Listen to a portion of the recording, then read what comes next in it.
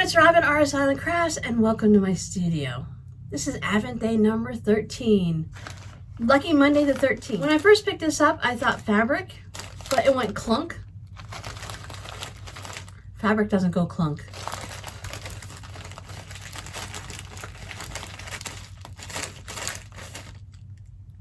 I got nothing. I got nothing, guys. I got nothing. Maybe it's candy and fabric together. Now that would be fun, wouldn't it? And growing up, I used to get the Whitman samplers. So you got a little Snoopy ornament on a little Christmas tree case and it had peanut butter cups inside. And then they stopped doing that. So I switched over to like Rugrats or something. And I used to always buy them those Lifesaver books that you open it up and had Lifesaver candies in it. And then it switched over to gummy candies. But then, you know, my kids became adults and now they just get like a gift card or something special. They don't get candy anymore. They can go buy their own candy. They do go buy their own candy. So let's just hope I didn't break anything when it went clunk. Well, let's hope I didn't break anything.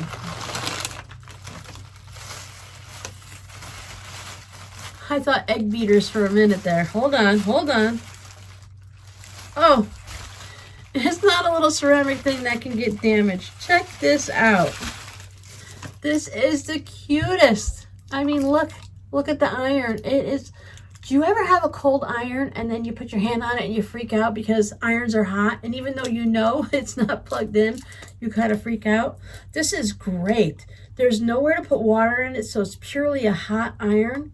So you're not like gonna steam or anything, and it's small enough that you can do stuff. Now I have a small one, hold on. Now I have a small one that I like to use for when I'm making like my cards so that I just press a little bit and I don't press all over. It's great for applique when you're doing some things, but look at the size of this. And then look at this little guy. So this is even better. So when you really want to get to somewhere precise, sorry about the noise.